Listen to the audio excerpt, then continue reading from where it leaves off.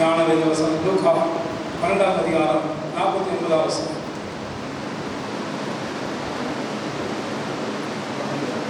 லூக்கா 12ஆம் அதிகாரம் 49ஆம் வசனம். பூமியின் மேல் அக்கினியை போட வந்தேன், இப்பொழுதே பற்றி எரிய வேண்டும் என்று விரும்புகிறேன். அல்லேலூயா. ஆண்டவர் சொன்னார், பூமியில் அக்கினியை நான் போட வந்தேன், இப்பொழுதே பற்றி எரிய வேண்டும் என்று விரும்புகிறேன். ஆண்டவர் எதுக்காக பூமிக்கு வந்தார்? நம்ம அனைவர்கள் யோசிக்கிறோம். சமாதானத்தை கொண்டு வந்தார், கிறிஸ்து கொண்டு வந்தார், பாவில ரட்சி கிறிஸ்து உலகத்துக்கு வந்தார், காணாமல் போன தேடவும் ரட்சிக்கவே வந்தார். நிறைய காரியங்களை நம்ம வேதத்தில் வாசித்திருக்கிறோம்.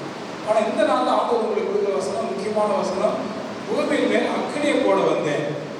பூமியின் மேல் சொன்ன, பூமியின் மேல் அவன் நீங்க அக்கினியா மாறணுங்கிற ஆண்டவர். பூமியின் மேல பூமி மேல அந்த மண்ணு மேல தர மேலையா சொல்லுங்க, தர ரோடு மேல வீட்டு மேல அக்கினியை போட வந்தாரு. நம்ம ஒவ்வொரு மேல அக்கினியை போட வந்தார். அல்லேலூயா. நம்ம எல்லாம் பற்றி எரிய வேண்டும். எரியாத விளக்கா எரியணும். எரியாத விளக்காக எரியணும். ஆண்டவர் நமக்கு தான் அந்த மகத்தை கொடுக்குறாரு. உங்க மேல என் மேல அக்னி போடணும். நீ நானும் எரிந்து பிரகாசத்தை விளக்கா மாறணும். அல்லேலூயா. கத்தோலிக்க திருச்சபைக்கு இந்த பாடல் அடியே பாடணும். எரியா விளக்கு என நான் உமக்கு தந்தேனேற்றருள்வார். அப்புறம் மலரா பத்து வாழ்வினைக்கு இது தாரில் படைக்கின்றேன், புனிதம் சிந்தும் போவாய் என்றும் கேட்பேன். நீங்க அதெல்லாம் பாடணும். நீங்க எரிந்த பிரகாச விளக்கா மாறணும். நீங்க புனித சிந்தும் போவா மாறணும். அல்லேலூயா. அப்ப இன்னைக்கு இந்த வாரத்துல நம்ம இந்த 7 வாரம் நம்ம பரிசுத்தாவினுடைய வெளிப்பாட்டை நம்ம தியானிச்சுட்டு வரோம். போன வாரம் தியானிச்சது காற்று தியானிச்சோம். அல்லேலூயா. இந்த வாரம் அக்கினி. ஏசாமே சொன்னாரு அக்கினியை போட வந்து. அப்ப அந்த அக்கினி வந்து எப்படி வந்துச்சு? அக்கினி வரும்போது ஏசாயா 64ஆம் அதிகாரம் 2ஆம் வசனம் வாசிங்க. Isaiah chapter 64 verse 2. 64ஆம் அதிகாரம் 2ஆம் வசனம். வானங்களை கிழித்திரட்டி உருக்கும் அக்கினி எரியுமா போலவும் அக்கினி தண்ணீரை பொங்க பண்ணுமா போலவும் பர்வதங்கள் உமக்கு முன்பாக உருகும்படி செய்யும். உருக்கும் அக்கினி இறங்குமா போல. வானத்தை கிழித்து இறங்கல, வானத்தை கிழித்து இறங்கல, உருக்கும் அக்கினி இறங்குமா. இதான் நமக்கு வந்து 30 வருஷத்துக்கு முன்னாடி 1994 90 கம்பன் நடனத்துல மேடத்தில் நாட பெருசாக கட்டு. அப்போ அக்கினி வானத்துக்கு இறங்குற மாதிரி வச்சு இது மாதிரி எத்தனை கூட்டம் நடந்துருக்கு. 10 வருஷம் சாப்ஜர் வந்து இதே பேனல் பேசியிருக்கிறார். 10 years குறுக்கும் அக்கினி இறங்குமா, குறுக்கும் அக்கினி இறங்குமா போல. அந்த நெருப்புல புறாடை வருவாங்க. அழகான அழகான வெளிப்பாடோடு கூட 10 வருஷம் நடத்துகிற கூட்டம். அதில் வந்து பக்கெடுத்த தேவப்பிள்ளைகள்லாம் நீ பல நாடுகளில், பல ஊர்களில், பல தேசங்கள் இருக்கிறாங்க, பல சபைகள் உட்காந்துருக்காங்க.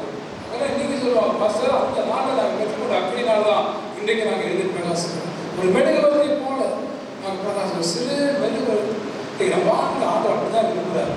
இன்னைக்கு நம்ம நினைக்கிறோம், கல்யாணம் முடிச்சதுக்குள்ள வீட்டுக்கு போனால் அவன் மருமக வீட்டுக்கு போகும்போது அந்த மாமியார் என்ன சொல்லுது, என் வீட்டுக்கு விளக்கேற்றி வைக்கிற ஒருத்தி வந்திருக்கிறார். என் வீட்டுக்கு விளக்கேற்றி வைக்கிறது ஒரு மகள் ஆண்டவர் பிடிச்சிருக்கிறார். அதே சொல்லுங்க. அதனால பெரியவங்க சொல்லுவாங்கம்மா, வீட்டுக்கு விளக்கேற்றி வைக்கிறார். அது மாதிரி இப்போ ஆண்டவர் இயேசு நம்மளை விளக்கா மாற்ற வந்திருக்கிறார். எரிந்து பிரகாசிக்கிற விளக்கு, அணைச்சி போகிற விளக்காக இல்லை, ஒளி கொடுக்குற வெளிச்சம் கொடுக்குற விளக்கா நீ நான் மாறணும். நீங்கள் நிறைய பேர் வாழ்க்கையில் அப்படி இல்லாமல் இருக்கிறீங்க. ஆனால் கர்த்தர் இந்த மாதத்தில் உங்களை அப்படி மாற்றுவார்னு விசுவாசிக்கிறேன். அல்லேலூயா. அப்போ இந்த அக்கினியை குறித்து ஒரு சில காரியங்கள் ஆண்டவர் வெளிப்படுத்த என்னன்னா, யாத்திரா புஸ்தகம் 3ஆம் அதிகாரம் 2ஆம் வசனம் வாசிங்க. யாத்திரா புஸ்தகம் 3ஆம் அதிகாரம் 2ஆம் வசனம். அங்கே கர்த்தருடைய தூதனானவர் ஒரு முச்சையை நடுவிலிருந்து உண்டாக்கின அக்கினி சுவாலையில் நின்று அவனுக்கு தரிசனமானார். அப்பொழுது அவன் உற்று பார்த்தான். முச்செடி அக்கினியால் ஜுவாலை. மோசே புறப்பட்டு வர மோசே வரும்போது சீனா மலையில ஒரு முச்செடி எரிகிறது. அந்த முச்செடியிலிருந்து தான் ஆண்டவர் பேசுகிறார். அல்லேலூயா. நல்லா கவனிங்க. ஆண்டவர் மோசே பெரிய ஊழியத்தை கூப்பிடுறாரு. அது வேற எதுலையும் பேசல, ஆனா அக்கினி மூலமா தான் பேசுறாரு. அல்லேலூயா. அதனால நான் பாட்டு பாடுறோம். அக்கினி நெருப்பாய் இறங்கி வாரும், அபிஷேகம் தந்து வாழை நாடு, முச்செடி நடுவே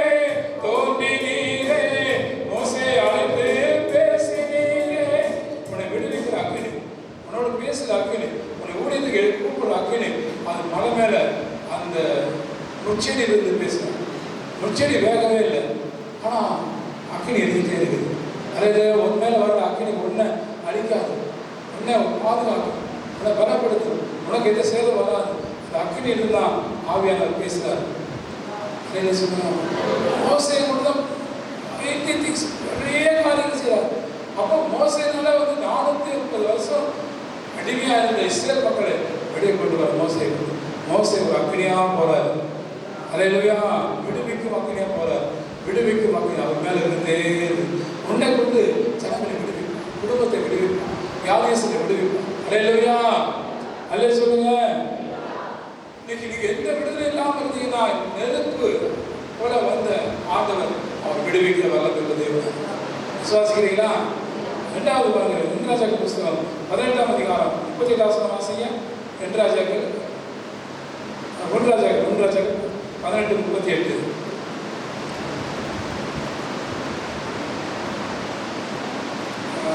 அப்பொழுது கர்த்தரிடத்தில் இருந்து அக்கினி இறங்கி அந்த சர்வாங்க தகன பலியையும் விறகுகளையும் கற்களையும் மண்ணையும் பட்சித்து வாய்க்காலில் இருந்த தண்ணீரையும் நக்கி போட்டது. அல்லேலூயா. இந்த அருமையான பகுதி உங்களுக்கு நல்லா தெரியும். பாகால் தீர்க்கதரிசி கூட்டம் ஆண்டவர் பேர் இருக்கிறாங்க. வெளியே ஒரு பக்கம் இருக்கிறார். யார் கடவுள்? இப்போ கடவுளை பற்றி ஒரு பெரிய போட்டி. கடவுள் பெரிய கடவுளா, ஏன் கடவுள் பெரிய கடவுளா, நீ கும்பிடுறது உண்மையான கடவுளா, நான் கும்பிடுறது உண்மையான கடவுளா?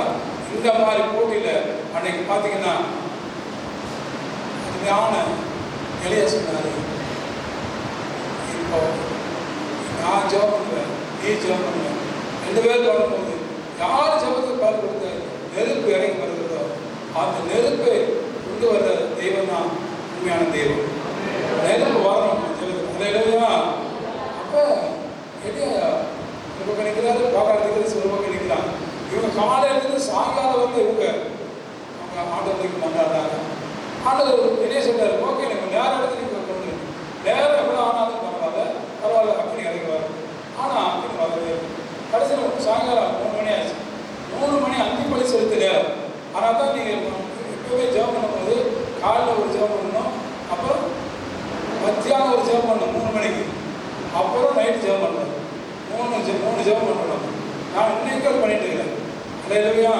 எத்தனையோ வருஷம் அந்த 3 மணி ஜெபம் ரொம்ப முக்கியமான ஜெபம். அந்திப்பலி செலுத்த நேரம், அந்த சாத்தானை ஜெயிக்கிற நேரம். அல்லேலூயா. அந்த நேரத்தில் எளியா வந்து நிற்கிறார். எளியா அவங்க ஜெபம் பண்ணி ஒன்றுமே நடக்கல. இவர் வந்து அக்கினியால் அதுக்கு தேவனே தேவன். ஆண்டவர் என்னை கேட்டதும் ஆண்டவர் நான் எப்படி காரணம் என் ஜெபத்தை நீ பார்த்து கொடுக்குற தேவன் என்னை கேட்டதும் அப்படியே ஒரு 2-3 வாரம் தான் சொன்னார்.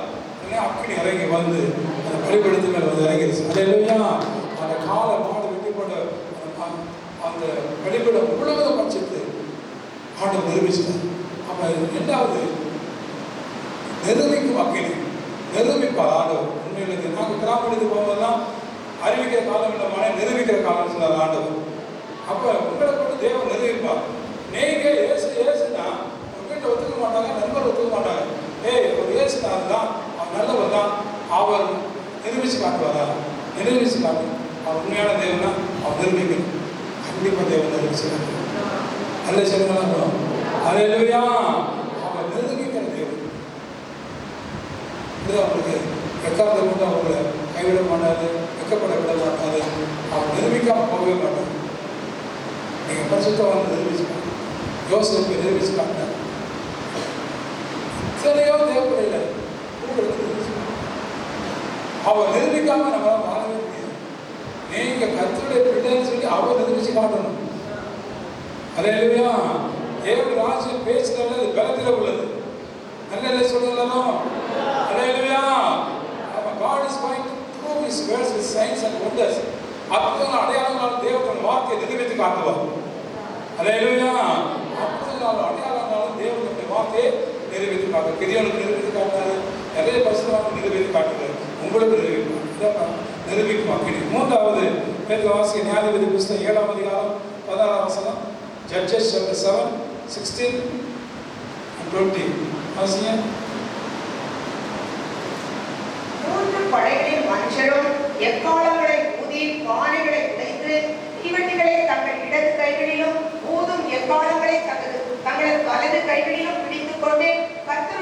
பட்டயம் கிதியோனுடைய பட்டயம் என்று சத்தமிட்டு பாளையத்தை சுற்றிலும் அவரவர்கள் தங்கள் நிலையிலே நின்றார்கள். அப்பொழுது பாளையத்தில் இருந்தவர்கள் எல்லாரும் சிதறி கூக்குரலிட்டு ஓடி போனார்கள். நல்லா கவனிங்க. நியாயாதிபதி 7:16 ஆணைகளை உடைத்தார்கள், தீவெட்டி உயர்த்தினார்கள், சத்துருவை முறியடித்தார்கள். எல்லாம் பெரிய வெற்றி, சத்துருவை ஜெயிக்கிறது. வேதத்தில் வாசி 20 வாசிங்க.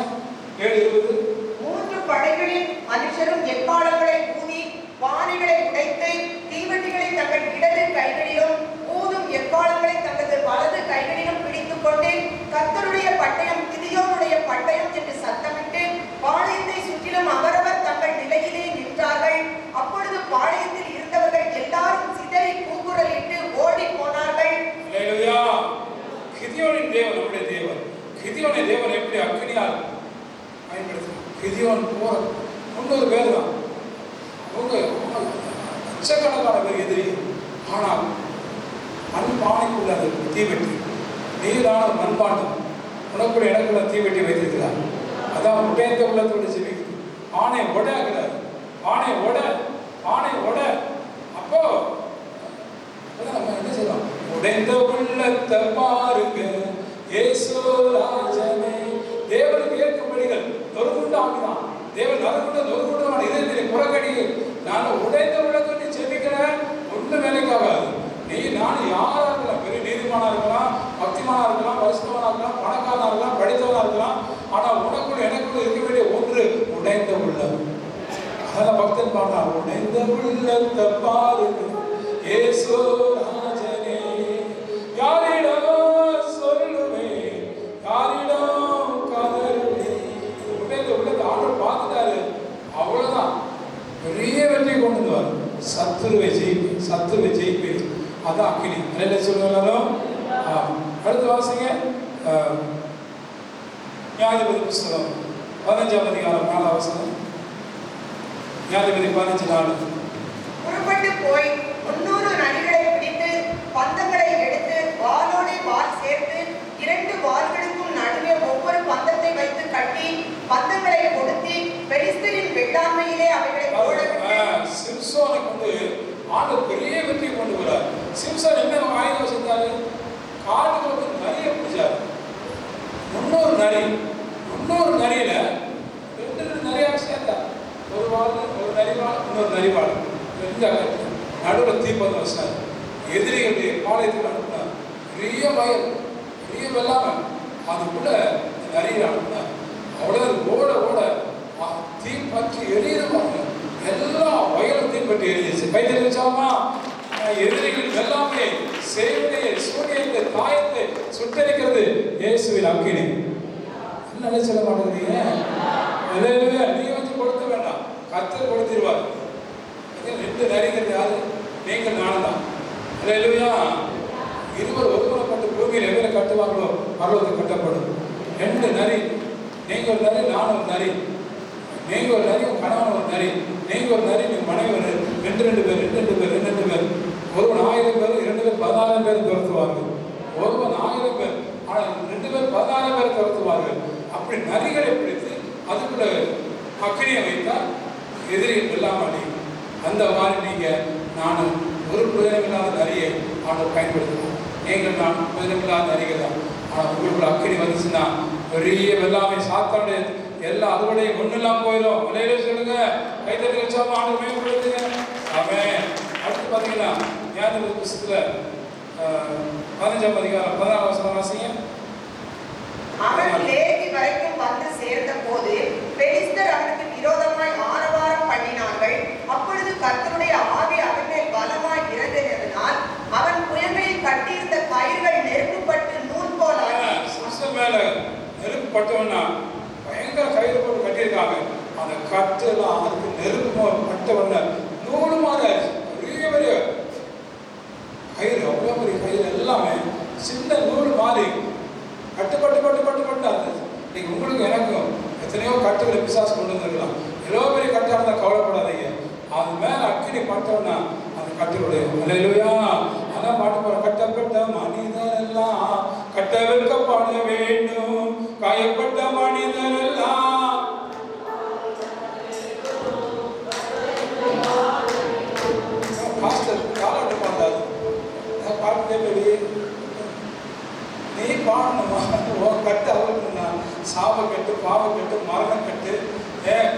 மரணக்கட்டு சாதாரணமாக கட்டு நாம் பாடல. பாவக்கட்டு, சாவுக்கட்டு, மரணக்கட்டு, தீயக்கட்டு, எக்கச்சக்கமான சூரியக்கட்டு இருக்குதுங்க. சும்மா இல்லை. எதனால கல்யாணம் நடக்கல, எதனால அற்புதம் நடக்கல, எதனால உனக்கு வாழ்க்கையில் பலவிதமான ஆசை நடக்கலைன்னா ஏதோ கட்டு இருக்கு. அது உனக்கு சோசிக்காரன்னா ஆமாம் ஆமாம் ஆமையன் சோசிக்காரன் எப்படி சொல்கிறேன் வந்து அவனுக்கு கட்டு இருக்குன்னா ஆமாம் ஆமாம் பைபிளில் சொல்கிற கட்டு புரிஞ்சுக்கடி. அல்ல சொல்லுங்க, அந்த சாபக்கட்டு, பாவக்கட்டு, வியாதி கட்டு, மரணக்கட்டு, சூனியக்கட்டு எல்லாத்துலேருந்தும் நீ விடுதலை ஆகும். அல்லேலூயா. அன்னைக்கு சிம்சோனுக்கு ஆண்டவர் கிருபை தந்தார். இன்னைக்கு அந்த ஆசை உனக்கு தருவா. சங்கீதம் 97:3 வாசிங்க. சங்கீதம் 97:3 சீக்கிரமா. சங்கீதம் 97:3. அக்கினி அவருக்கு முன் சென்று சுற்றிலும் இருக்கிற அவருடைய சத்துருக்களை சுட்டெரிக்கிறது. சுட்டெரிக்கும் அக்கினி. சொல்லுங்க.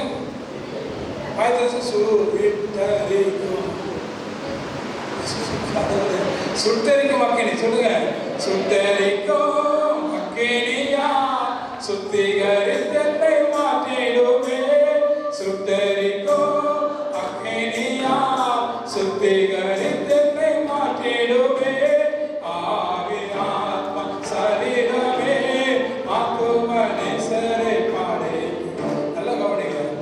ஏசியா தீர்க்கதரிசி நாவல் ஆடு பயன்படுத்துறதுக்கு முன்னாடி நெருப்புதல் பீடத்திலிருந்து வந்து நேரம் வாய்க்குள்ள போச்சு. அதமான அசுத்த உதவியுள்ள மனிதன் தான். அசுத்தமான வார்த்தைகளை பேசுகிற மத்தியில் வாழ்ந்து கொண்டிருக்கிறேன். ஆண்டவரை செத்தேன், அவ்வளோதான். என் நாக்கு சுடப்பட்டுருச்சு, சுட்டுட்டே நாக்க. அதான் சுத்தரிக்க அக்கினி. வாய் சுத்தமாக இருக்கு. பெரியவங்க கிராமத்தில் வாய் சோப்பு கருவிடா. நான் வார்த்தை பேசுகிறேன், நான் வாயை வச்சு இந்த வார்த்தை பேசுகிறேன். இப்போ வாயை கழுவிடுவான். அம்மா அப்பா சொல்லுவாங்க, சின்ன பிள்ளையா இருந்து மற்றவங்க பேசும்போது கெட்டகளை அசிங்கமான வார்த்தை, அக்கிரம வார்த்தை பேசும்போது முதல்ல வாயை கழுவு அப்படிமா. உண்மையா இல்லையா? அதே மாதிரி ஆண்டவர் வாயை கழுவுல வாயை சுட்டரிப்பேங்கிறார். வாயை சுட்டரிப்பேன். இல்லையா? சுட்டரிக்கும் அக்கினி, சுத்திகரிக்க அக்கினி. வாய் சுடப்படலை, பிரயோஜனமில்லாமல் போயிருவீங்க. தூய்மையான வார்த்தை, தூய்மையான அன்பான பரிசுத்த அக்கினி நாக்கு சுட்டரிக்கும். கேன்சர் வந்தவங்களுக்கு மட்டும் கேன்சரில் இருக்கிற வாய்க்குள்ள கரண்டை கொண்டு வருவோம். சொல்லுங்க நான் பார்த்துருக்கேன். கடவுளே, மட்டும் கேன்சர் மட்டும் வரக்கூடாது. போல காய்ச்சி, நெருப்பு போல காய்ச்சி அப்படியே சொல்கிற மாதிரி கரண்டை கொண்டு வைப்பான். வாய் கரண்டை கொண்டு வைப்பான், நெஞ்சுக்குள்ள கரண்டை கொண்டு வைப்பான், காதுக்குள்ள டாக்டர் ஒன்றும் பண்ண முடியாது. அந்த கரண்டு தான் சுட்டரிக்கும். எதை? அந்த மருந்து, அந்த மாதிரி, அந்த ஊசி, அந்த ஆப்ரேஷன், இந்த ஆப்ரேஷன் எல்லாம் டாக்டர் பண்ணி பார்ப்பார். கடைசியில் சொல்லுவாங்க. நானும் முதல்ல இந்த ஜிப்பருக்கு போய் பார்க்கும்போது இங்கே காயம், இங்கே நெருப்பில் கொடுத்துருக்காங்க, இங்கே நெருப்பில் கொடுத்துருக்காங்க. அந்த காய்ச்சி நல்லா கோலில் நல்லா காய வச்சு நல்லா படுத்த கோல், படுத்த இரும்பில் சுட்டா எப்படி இருக்குமோ, தீக்காயம் பண்ணால் எப்படி இருக்குமோ, தீக்காயம் எனக்கு ஒன்றுமே புரியல. என்னடா இப்படி தீக்காயம்? இல்லை சார், இதுதான் கேன்சர் ட்ரீட்மெண்ட். கேன்சர் ட்ரீட்மெண்ட் அப்படியே கோலில் சுத்தம் போடுறாங்க. ஏன்னா அந்த வைரஸ், அந்த கிருமி சாகும்னா அந்த நெருப்பில் மட்டும்தான் சாகும். வேற எந்த மருந்து இல்லை, எந்த மாத்திரையும் இல்லை, ஒன்றும் பண்ணவே முடியாது. இன்னைக்கு நமக்கும் ஆடு அந்த மாதிரி நெருப்பில் சொல்லுதான். பரிசுத்தாக்கி சொல்லுது. பரிசுத்தாவி நல்லா சொல்ல மாட்டேங்கிறீங்களே. அதை வளர விட்டுறாதீங்க. அந்த விசாசை வளர விட்டுறாதீங்க. அந்த தீய சக்தி வளர விட்டுறாதீங்க. நெருப்பு நான் சுத்தரிக்கும்படி செய்வாங்க. அடுத்த 4வது பாயிண்ட் வாசிங்க. அதாவது யாத்திரா புஸ்தகம் 13:21 வாசிங்க. 13:21. அக்கினி முன்னாலே செல்லும் மேகஸ்தம்பத்தின் மூலமா. யாத்திரா 13:21 வாசிங்க.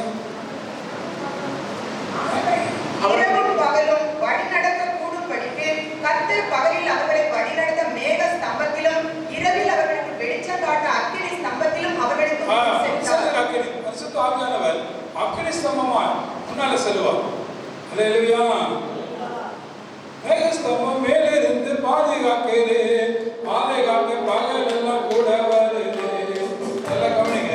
மேக ஸ்தம்பத்துல பகல்ல, இரவுல அக்கினி ஸ்தம்பம் அது முன்னால போகும். அப்போ வழிநடத்துல பரிசுத்த ஆவியானவர், வழிகாட்டுதல பரிசுத்த ஆவியானவர். எங்க போகணும், என்ன செய்யணும் தெரியலையா? கர்த்தர் ஆவியானவர் வழிநடத்துவார். எங்கு செல்ல வேண்டும், என்ன சொல்ல வேண்டும், வழி நடத்தும். சொல்லுங்க.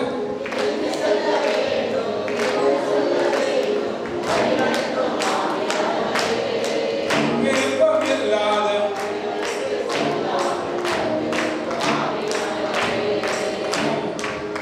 ஆவியானவர் வழி நடத்துவார். அக்கினியா போவார், அக்கினியா போவார். கையில பேட்டரி வச்சுக்க முன்னால போகணும். நாங்கள் பீகார்ல ரோத்தாஸ் மலையில் போகும்போது அந்த மலை மேலே போகிறோம். மனிதர் இருட்டாயிருச்சு, ஒத்தையடி பாதையில் போகணும். யார் விளக்கு வச்சுருக்காங்களோ அவங்க இந்த பக்கம் வரப்பு பயங்கரம், இந்த பக்கம் பயங்கர வரப்பு புள்ளி செடி எதிராக மாட்டோம். இருட்டாயிருச்சு, முன்னால் வச்சுக்கல. அந்த மெழுகுவர்த்தி தான் போகிறான். காற்று அடிக்கிறது பயங்கரமாக, காற்று அடிக்க மெழுகுவர்த்தி அணைச்சி போகுது, மெழுகுவர்த்தி அணைச்சி போகுது, போக முடியல. அப்போது ரோத்தாஸ் மலையில் முடிக்கிறோம். பீகாரில் 400 கிராமம் இருக்குது. ரோதாஸ் மலையில் ஒரு லைட் இல்லை, ஒரு ஸ்ட்ரீட் லைட் இல்லை, ஒரு பெட்ரோல் இல்லை, ஒரு டியூப் லைட் இல்லை. அது எப்படி போகும்? ஏதோ விளக்கு தான். அந்த விளக்கு தான் நம்ம வழி நடத்திட்டே போகும். கடைசியில் நாங்கள் போனால் தடுமாறி போனால் கரெக்டாக அந்த ரோதாஸ் மலையில் நாங்கள் இப்போ கியூபா அப்படிங்கிற ஊருக்குள்ளே நாங்கள் போகணும். ஆண்டவர் பாருங்க, கியூபாவுக்கு அந்த மிஷினரியை கரெக்டாக வாசலில் வந்து நிற்க வச்சிருக்காரு. நாங்கள் எப்படி தான் தொடங்கணும், எப்படி அந்த ஊர் வாசலுக்கு போனோம் எனக்கு தெரியுது. நல்லா கவனிங்க. உங்களை வழிநடத்துகிறவர் பரிசுத்த ஆவியானவர். சொல்ல பரிசுத்த ஆவியானவர். நீங்கள் உடக்க மாட்டேங்க மாம்சம் வெளிப்படுத்த போய் மாட்டிக்கிறாதீங்க. எங்களை வழிநடத்துகிற ஆவியானவர் முன்னால போகாது. சொல்லுங்க, வழிநடத்துகிற ஆவியானவர். அதே மாதிரி பலன் கொடுக்கும் ஆவியானவர். எனக்கு பலன் கொடுப்பார், எனக்கு பலன் கொடுப்பார். நல்லா கவனிங்க. பலன் எப்படி கிடைக்கும்? இப்போ ஒரு பெரிய ட்ரெயின் போகுது. ட்ரெயினை எது எடுத்துட்டு போகுது? நெருப்பு எடுத்துட்டு போகுது. நிலக்கரிய அட்டி அட்டி அட்டி அட்டி அந்த இன்ஜினுக்குள்ள போடுவாங்க. இன்ஜினுக்குள்ள எரிய எரிய எரிய ட்ரெயின் சிக்கு சிக்கு சிக்கு சிக்கு சிக்கு சிக்கு சிக்கு சிக்கு சிக்கு சிக்கு சிக்கு சிக்கு சிக்கு போகாது. இன்னும் என்ன சொல்ல மாட்டாங்க? ட்ரெயினை ஆள் தள்ள முடியாது, ட்ரெயினை தள்ளலாம் முடியாது, கட்டி இழுக்க முடியாது. ட்ரெயினுக்குள்ள போடுவாங்க, ஒரு நிலக்கரியை போட்டு நெருப்பை கொடுத்துவாங்க. அதெல்லாம் நான் பார்த்தேன். அந்த ஃபயர்மேன், அந்த லோட்மேன் நல்லா அப்படியே நெருப்பு அட்டி அட்டி நிலக்கரி அட்டி அட்டி அந்த இன்ஜினுக்குள்ள போட அது பற்றி எரிய ஆரம்பிங்க. அவ்வளோ ஒரு ட்ரெயின் எடுத்துட்டு போகுதுமா. கைத்தட்டுங்கம்மா, கைத்தட்டு. அதுக்கு ஒரு பலனை கதை கொடுக்குறான். நெருப்புக்கு ஒரு பலன் இருக்குது. அதையா உன் குடும்பத்தை கட்டி எடுங்க, உன்னோட ஊழியத்தை கட்டி எடுங்க, செய்கிற வியாபாரம் எல்லாரும் கட்டி எடுக்க ஒரு பலனை பரிசுத்தாக கொடுக்கும். பலனடைய நிரப்பிடுவே பலத்தின் ஆவியா. சொல்லுங்க, பலனடைய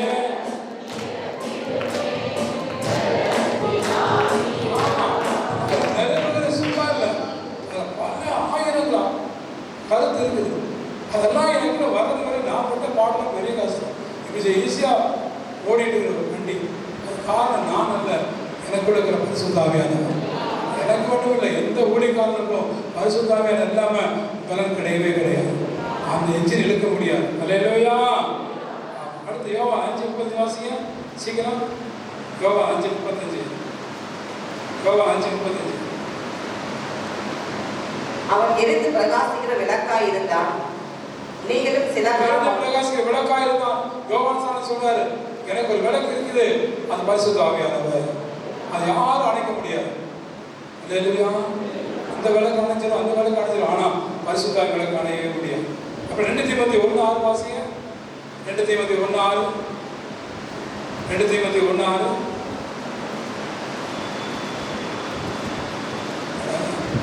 இது நிமித்தமாக நான் உன்மேல் என் கைகளை வைத்ததினால் உனக்கு உண்டான தேவ வரத்தை நீ அனல் மூட்டி எழுப்பி விடும்படி அனல் மூட்டு அக்கினி, அனல் மூட்டு அக்கினி. இப்போ வந்து ஊதி ஊதி என்ன செய்வாங்க? கிராமத்துலாம் பார்த்தீங்கன்னா அடுப்பு ஊதி ஊதி அனல் உண்டாக்குவாங்க. சொல்லுங்க, அனல் உண்டாக்கும். அனல் மூட்டி எழுப்புவாங்க. சபைக்கு எது போறீங்க? அனல் மூட்டுவா. இன்னும் செய்யும், இன்னும் ஓடு, இன்னும் ஓடு, இன்னும் செய்யுமா, இன்னும் முடியும் முடியும். அனல் மூட்டி எழுப்புகிறது. அல்லேலூயா. அனல் மூட்டி எழுப்பும் அக்கினி. அது மாதிரி யாக்கோபு 3:6 வாசிங்க. யாக்கோபு 3:6 சீக்கிரம் வாசிங்க. நாம் என்னே அர்த்தம் அதெல்லாம் நிறைந்த உலகம் நம்முடைய அவயவங்களில் நாமானது முழு சரீரத்தையும் கரைப்படுத்தி ஆயுள் சக்கரத்தை கொளுத்து விடுகிறதாயும் நரக அக்கினியினால்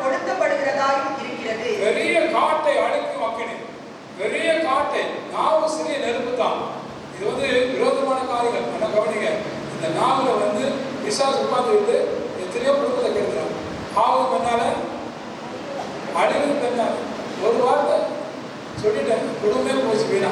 அப்படி எத்தனையோ குடும்பம் நிற்கிது, எத்தனையோ இடத்துல தேவையில்லாம பேசி அவங்கள்ட்ட பேசி இவங்களோட நாக்கு ஆசீர்வாதத்தை கொடுத்து இதெல்லாம் ஆயிடும்.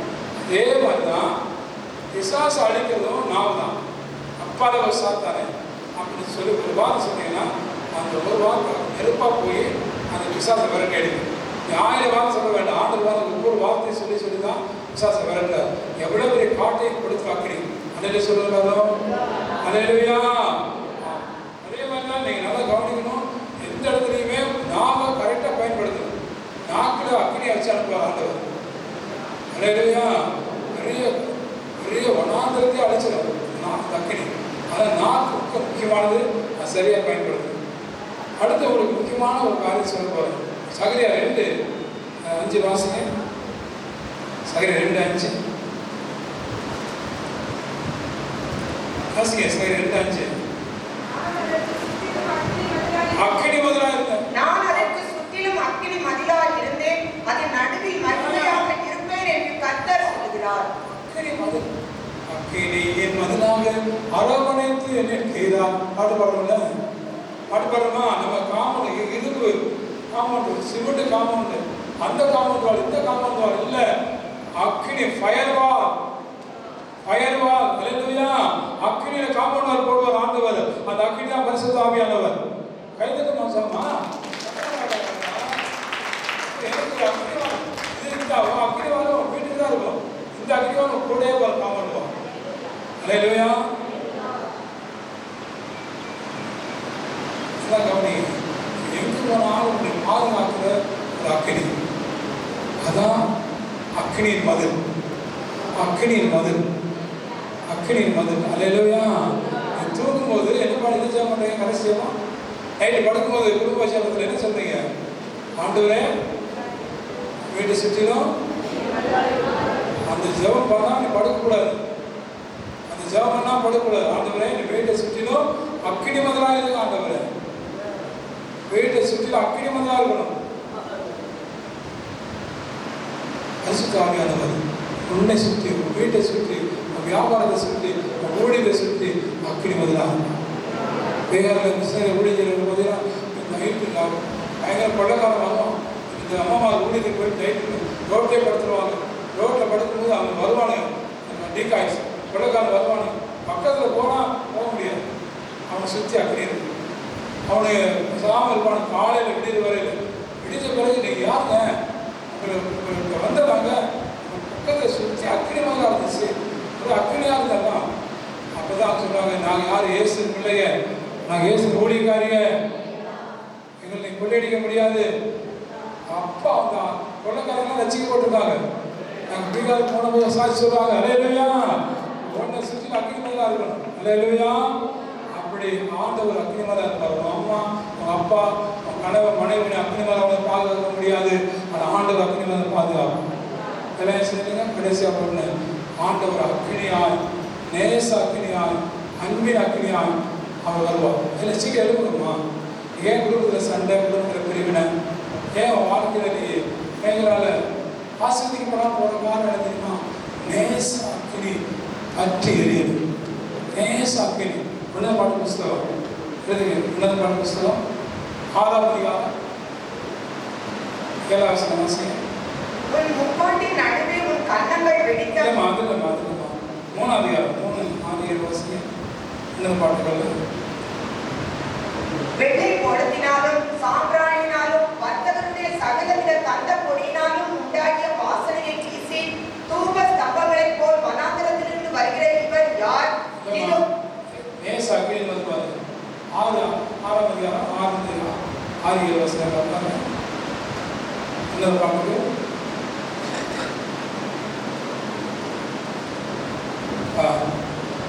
நேச அக்கினி இருக்கிறதுலேயே மிக முக்கியமானது நேச அக்கினி.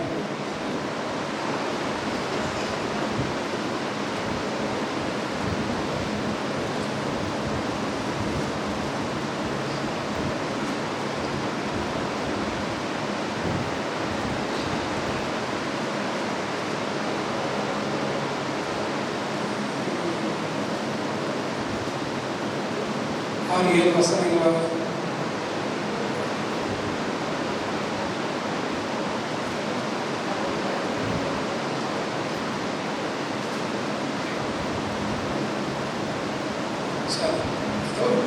சரி, பாட்டு புஸ்தகம்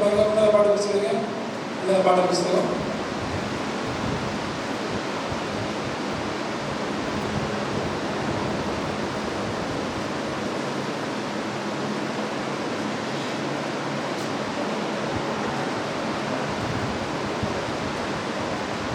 நேசருடையவர்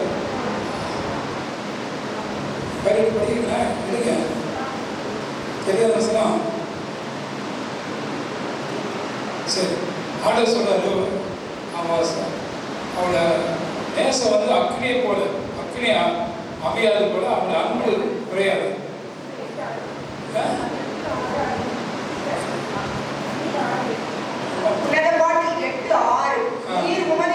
நீர் என்னை உமது இருதயத்தின் மேல் முத்திரையை போலவும் உமது புயத்தின் மேல் முத்திரையை போலவும் வைத்துக் கொள்ளும். நேசம் மரணத்தை போல் வலிது, நேச வைராக்கியம் பாதாளத்தை போல் கொடிதா இருக்கிறது. அதில் கடல் அக்கினி கடலும், அதில் ஜுவாலை கடும் ஜுவாலை. அருமையான பேருக்கு வச்சாமா, அக்கினி ஜுவாலை. அன்பு அன்பு அப்படி பற்றி எறியும். அது அணையவே அணையாது, அது மாறவே மாறாது. அந்த அன்பு அவ்வளவு அக்கினியை போல. அதான் பரிசுத்த ஆண்டவர் பரிசுத்த ஆவினால உள்ளத்தில் ஊட்டப்படுகிறார். அது அன்பு. அறையில சொல்லுகிறாலும் அப்போ பரிசுத்த ஆவியினால் நம்ம இறுதியை நிரப்பட்டா அன்பினால் நிரப்படும். இது அந்த அன்பு இல்லாம என் குடும்பங்கள் உடையது, குடும்பங்கள சண்டை, குடும்ப பிரச்சனை, நிறைய அன்பு இருக்குது. அதை கிறிஸ்துவின் அன்பு பரிசுத்த ஆவியானவர் மூலமா என் இதயத்தில் ஊட்டப்படுகிறது. அவர் பரிசுத்த ஆவியானவர் மூலமா அன்பு உலகில் வரணும்.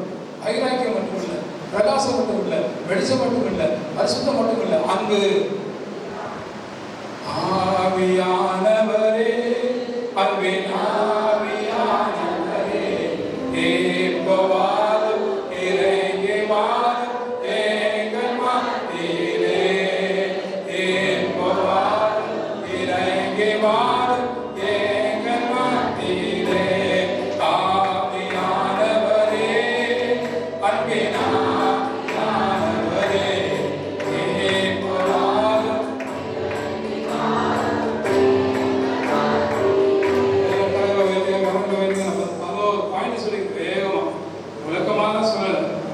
இத்தனை பாயிண்ட், 13 பாயிண்ட். இதில் கடைசியில் தான் அது பரிசுத்த அன்பு, அது இயேசுவின் அன்பு, அந்த கல்வாரி அன்பு இருதயத்தில் ஊற்றப்படணும். அதையா அதை பற்றி எரிஞ்சுட்டே இருக்கணும். அந்த நேசம் தனியவே கூடாது, அன்பு தனியவே கூடாது, அன்பு தனியவே கூடாது. எல்லா கரங்களை வைத்து கேள்வி ஆண்டவர்கிட்ட, இன்னைக்கு அன்பு தனிச்சு போச்சுன்னா குடும்பமே கிடையாது.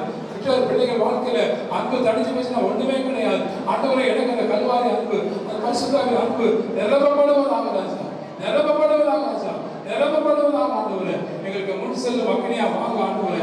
பக்தியை அக்னியா மாத்துங்க, விளக்காயங்களை மாத்துங்க. ஹல்லேலூயா. சத்துருக்களை விரட்டு அக்னியா வாங்க, காத்தை கொடுத்து அக்னியா வாங்க, சுட்டெரி அக்னியா வாங்க ஆண்டவரே. ஒரே வரி ஆண்டவரே, மதி ஆண்டவரே, அதி ஆண்டவரே, மனசியாத ரவந்தனா அந்தரி வணக்கமா. பிசாசுகள் பயந்து ஓடுகிற சுட்டெரி அக்னியா எங்களுக்கு வாங்க ஆண்டவரே. ஒவ்வொருவரும் நாங்கள் எரியா விளக்காயிருந்தாலும் வேறு பிரகாசம் விளக்காயங்களை மாற்றுங்க. என் தேசத்துக்கு விளக்கா, என் ஊருக்கு விளக்கா, என் குடும்பத்துக்கு விளக்கா நான் இருந்து வாழ வேண்டும் ஆண்டவரே. திருவேற்கான் இயேசுவின் நாமத்தில் வேண்டுகிறோம் நல்ல பிதாவே, ஆமென். அல்லேலூயா. நிச்சயமா சாமி உங்களை ஊருக்கு விளக்க மாற்றுவான், குடும்பத்துக்கு விளக்க மாற்றுவான். அல்லேலூயா. பாண்டிச்சேரிக்கு நீங்கள் விளக்க மாறுவீங்க. விசுவாசிக்கிறீங்களா? அப்படியே திருவந்தலுக்கு போகலாம். அப்படி ஸ்தோத்திரம் வேண்டிய சீக்கிரம் போங்க. மியூசிக் போட்டு நேரத்தில் போய் கேட்போங்க, குழந்தை போடுங்க.